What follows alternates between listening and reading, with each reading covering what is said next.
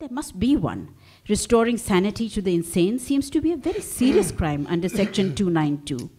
With regard to Section 292, the High Court announcing its decision on Thanda Gosht clearly stated that the law has nothing to do with the motive of the writer, good or bad. The law only takes notice of the impact of the writer. That is why I was stating that no matter what the purpose was of restoring sanity to madmen, it is important to take notice of the impact of the act, which cannot be considered innocuous under any circumstances. These are legal intricacies. We should stay away from them. Thank you for the timely alert. Thinking such thoughts itself is a serious crime. But sir, if Manto actually does go mad, what will happen to his wife and children? His wife and children can go to hell. Why should the law be concerned about that? Quite right. But will the government not help them? Yes, government. The government is a different matter. I personally think it ought to help them. If nothing else, they should at least announce in the newspapers that the matter is under consideration. By the time the whole affair is considered, it will be forgotten. Indeed, this is what always happens to such issues. Damn Manto, his wife and his children. Please tell me, what effect will the High Court decision have on Urdu literature? To hell with Urdu literature as well. No, sir, please do not say this. Once heard that literature is the wealth of nations.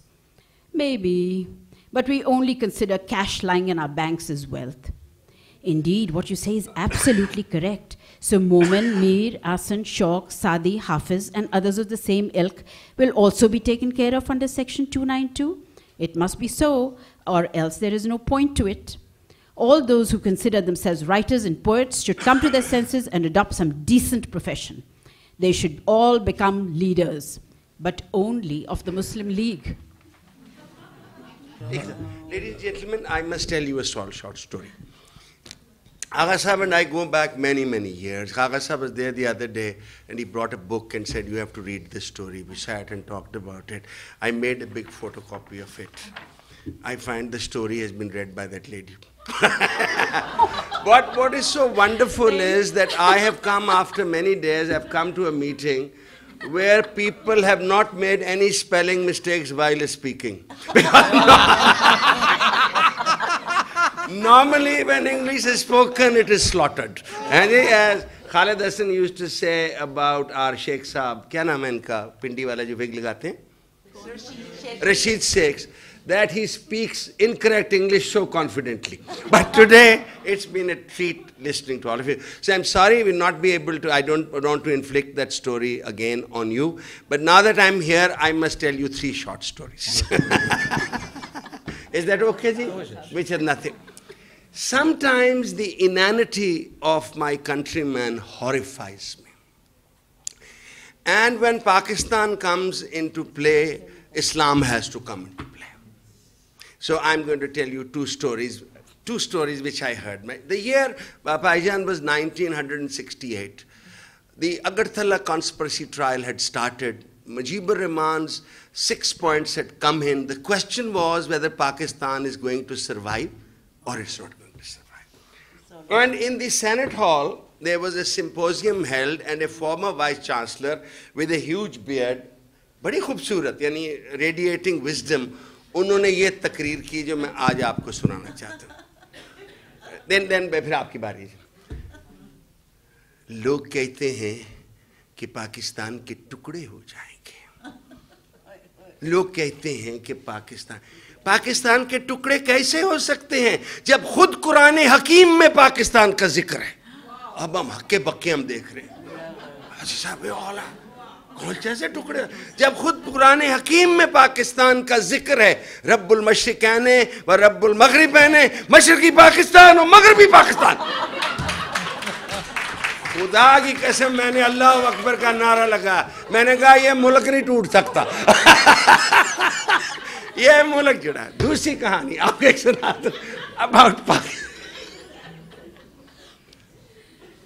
When people come on television and they are nervous, I find that either their cheeks are twitching, or their lips are dry.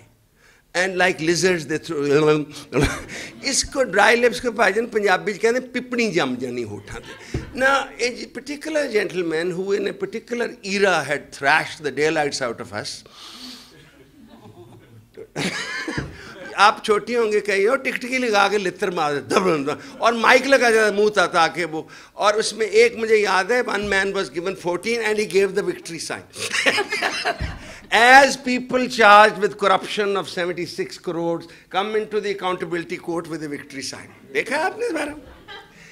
Now, when this gentleman comes into and he's written a book called Better Than You.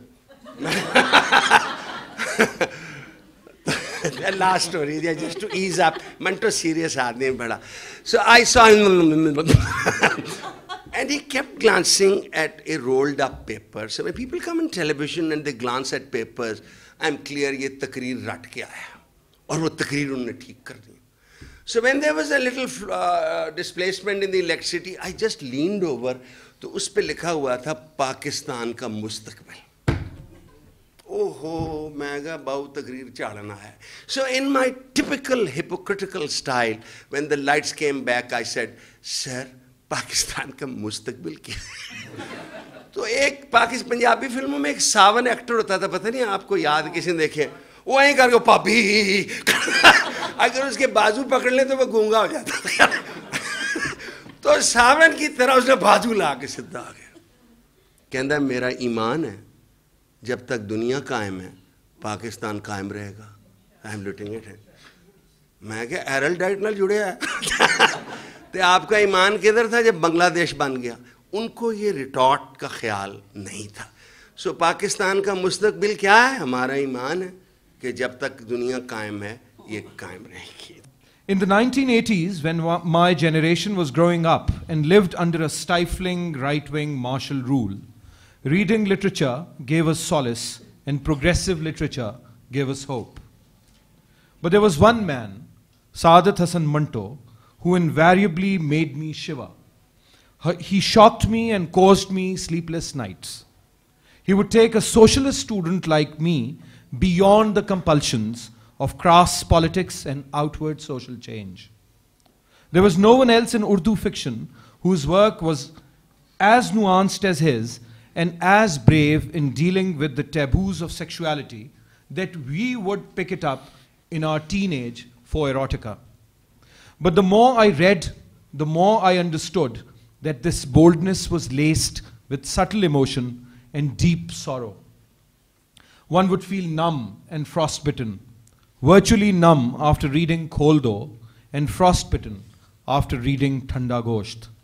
Through Toba Tek Singh, he made us understand the paradox surrounding the partition of India with all its surreal undertones.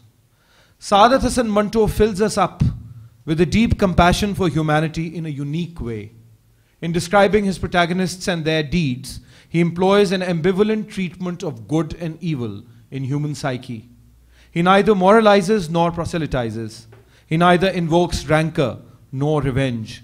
He inspires you with his insight and wisdom, not by emboldening the contours of a particular political ideology.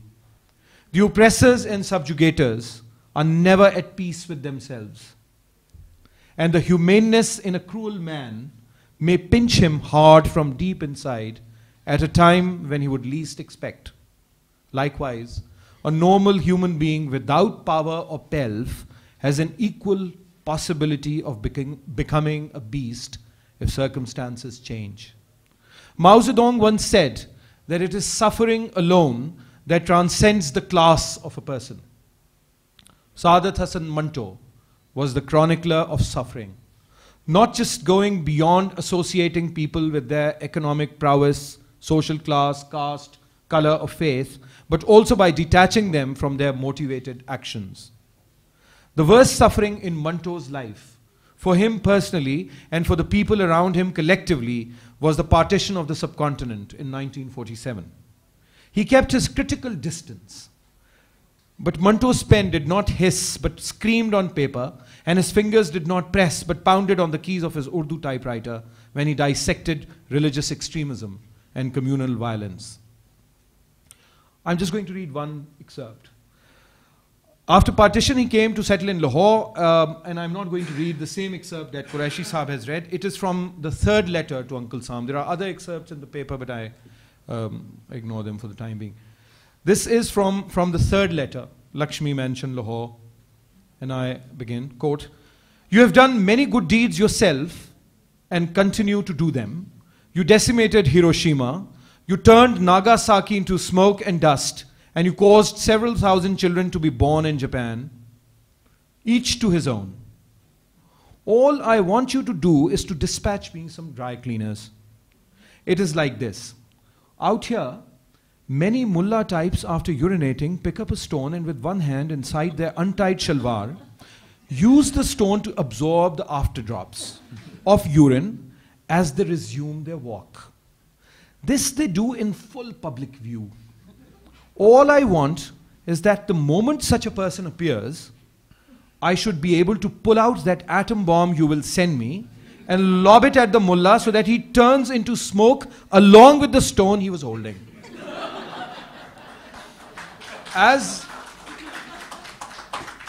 And another excerpt from the same letter, "As for your military pact with us, it is remarkable and should be maintained.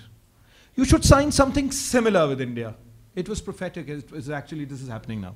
"You should sign something similar with India. Sell all your old condemned arms to the two of us, the ones you used in the last war. This junk will thus be off your hands and your armament factories will no longer remain idle. One more thing. We can't seem to be able to draft a constitution. Do kindly ship us some experts, because while a nation can manage without a national anthem, it cannot do without a constitution, unless such is your wish."